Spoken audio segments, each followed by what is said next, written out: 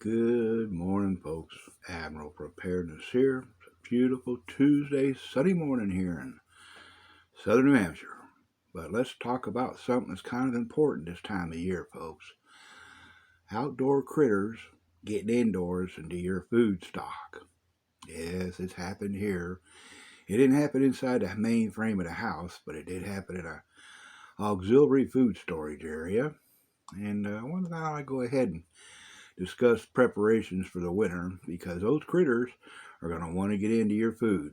They got sensitive noses, folks, and they're going to be hungry.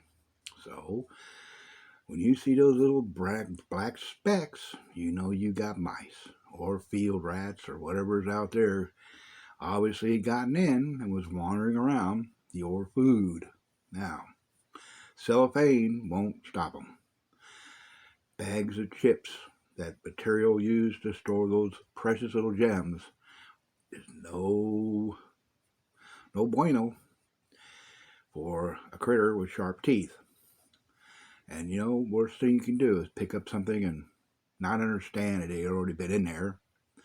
And then you start to prepare it and find out that the contents have been compromised at the worst possible moment, right when you're ready to use it. So you end up going to the home center, buying those pesky critters that got to get rid of them. So you buy the tape, or you buy the poison, or you buy the traps, the kill safe. Either way, folks, those little guys got in. Now there's ways to stop it, but it's a constant vigilance to keep those little animals out of your food. If you like them because you think they're cute, well, that's not the case, folks, because those little guys are very destructive. They nest in your clothes. If you got clothes in your PREPS, they'll get into boxes and camp out. A little story I got to tell you about was when I worked at a national brand home center. I worked in the garden department. And my first year there was relatively quite bothersome because one morning I was in the trash can department, and the trash cans are kept in these boxes that you take out. They're sent to us in quantity, so I go in through and separate them out and put them on the shelf and get the high rise back up and put the boxes back up so they can be safe. Well, I opened this one box up with about, I think it was 6 of these trash cans, and the animal had made a home in there. He had a multi-level little home. And of course, I opened it up and I looked down and he's not there, she's not there, or they're not there. They had been there.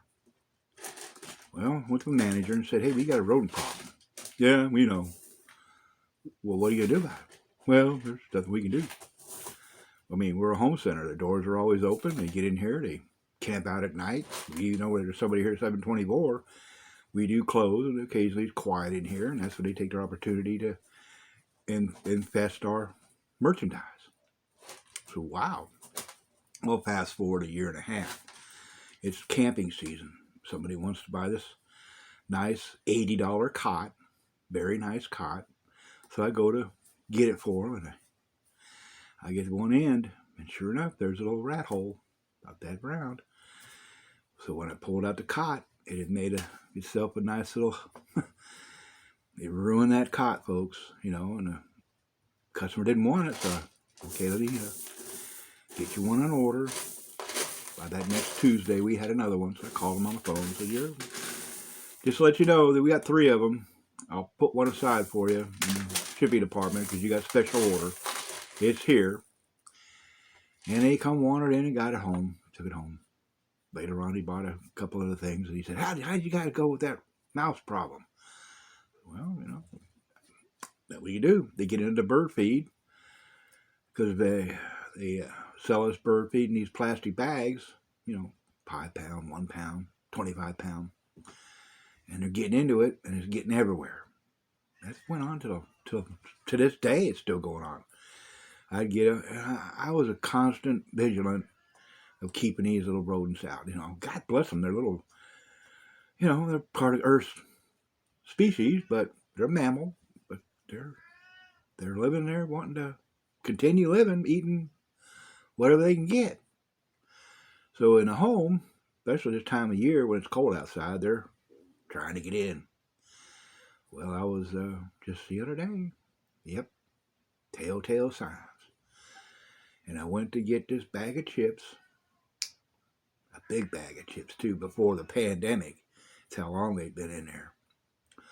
Because nitrogen will hold that material as long as it's not exposed to air indefinitely, as you already know.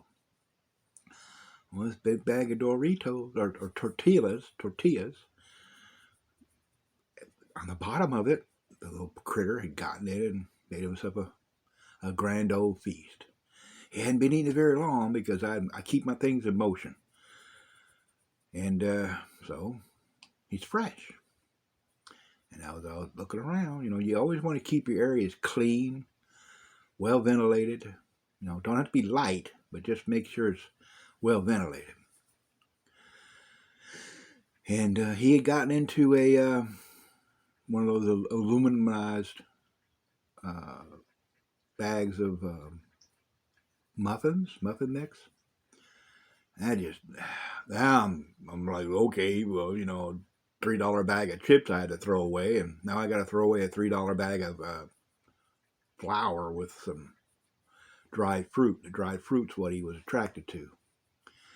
So now I'm on the warpath, if you can use that word these days. I don't know, that might be appropriation of a culture. I don't know. So I went ahead and purchased me I think you saw it in my last video, a few more of those 27-gallon tough containers. Would have a nice, if it gets in there, it's got to be able to lift up 50 pounds of other ones to get into the ones he wants. They're not going to eat through those, folks. They'll just go on their way. And took all that food and put it in there, which I'd been doing everywhere else, just that one temporary holding space. Remember, folks, don't keep your food in one place. Don't keep your food in one place. Secure areas, that is. Places where you don't mind things freezing, that's fine. You get that's exactly what I've got. A secure area where it's not temperature controlled. I'll only use it during the winter to store food there. And this little fella had himself a field day, but he wasn't quite liking on the flour, so he sort of didn't finish it. Not at all. He was just getting into it. That's what they do, folks. No, that's a waste of money, because you're not. It'd be very wrong to try to, well, they say he didn't get in here, so nope, just throw it out. The chips went out to the birds, and then the trash can got the flour mix. So what I want to talk about today is how to get rid of these guys. Well, I got cats, but they don't go out to that area because it's not inside the domicile that we live in. If I let these cats out, they'll be gone. They're house cats, but they're micers too, so they keep it away. Occasionally, I'll take the cat box contents, at least just the solid ones, and I'll leave them around the windows in the basement. And that tells the little critters, don't you come in here, you might be dinner. So they ward off that. They don't like the smell of cat urine either, so occasionally I'll take the, folks, it's not a pleasant task. It doesn't bother if it's a little quantity, but you spread it around where the entrance areas are. Now, there's all kinds of stuff out there on the commercial market you can use. A lot of it's good, and man, how many different ways to kill a mouse. Try them. I mean, if you don't have any other household pets, those little edible pellets are great. You weigh them. You know how much they weigh when you put it down. And then about once a month, you re-weigh it to make sure that if you got some kind of a problem, it'll get to them. But the trouble is, now you got the carcass. And believe me, if it's a big one, it's going to decompose. And that's not pleasant. Then you got the traps, the sticky tapes, the little things that just sit in corners or along the walls. It's not very humane, folks, because they just suffer, and I don't like that. I like to catch in place. The ones where you can either, they go inside and they never come out because they're the kind that you catch alive, and then when you see the indicator that it's got something in there, you just take it out and throw it in the trash, or you throw it. I got the cages so I can see them. And with current technology these days, those kind of micro cameras, or these little wireless cameras. I'll show you one. I've got one of these, and it has a mode. This is the greatest invention next to sliced bread, folks, because it's Wi-Fi. It has an application. It's called a Wise remote sensor camera. This has a little stand on it, so you can mount it to the floor. It's got a little pick, little Pixar style. Boink, boink, boink. It's magnetic. It could be rotated. Now they got the mechanical kind, but this is just the one I got right handy that I can show you. You can take an SD card. There's a place for an SD card, micro miniature card, so you can store it on board, or you can store it on the cloud. Wise is no fee software updates and places where you can use it.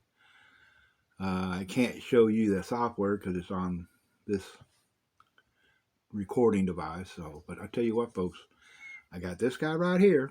I brought him out of storage. I really don't use these around the house because I don't travel anymore. There's no need to spy on the family. I don't do that. I just say how to do it. It's two-way. It's got audio so you can talk back and forth.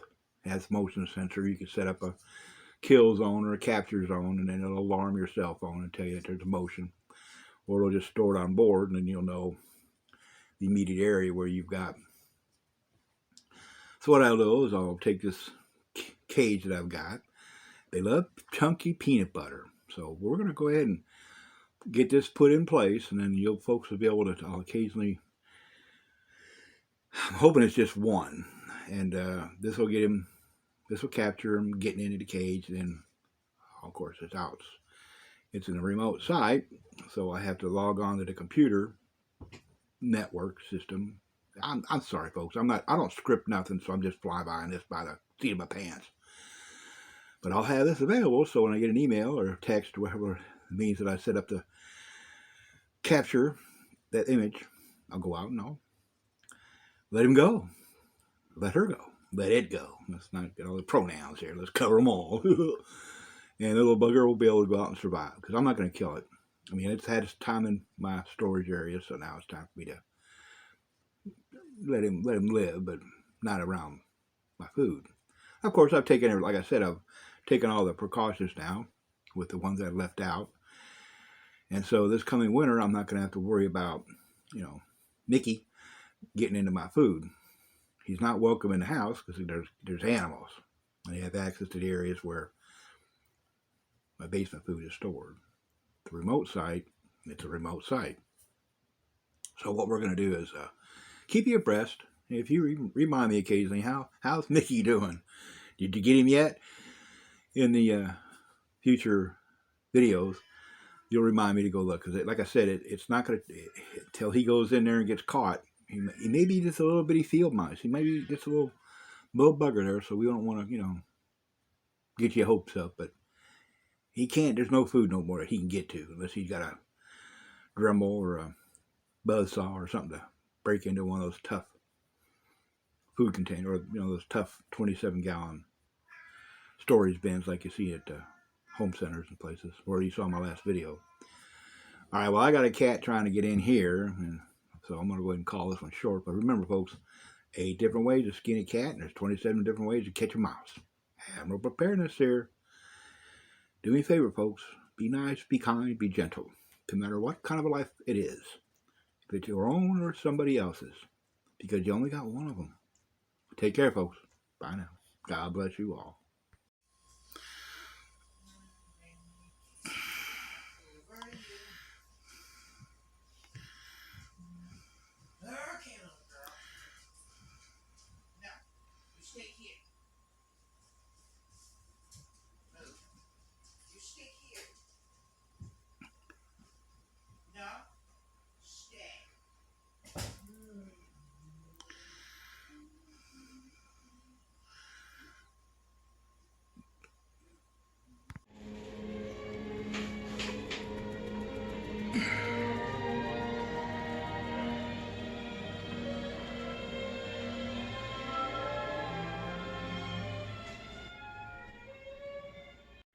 And remember, folks, It can happen from the north, it can happen from the south, it can happen from the east, or coming from the west. Always be prepared, and if you've enjoyed this video, please hit the thumbs up button. If you're not a subscriber, please subscribe. And don't forget to hit that notification bell, or I'll be out there waiting for you to come to me. Admiral Preparedness, God bless you all.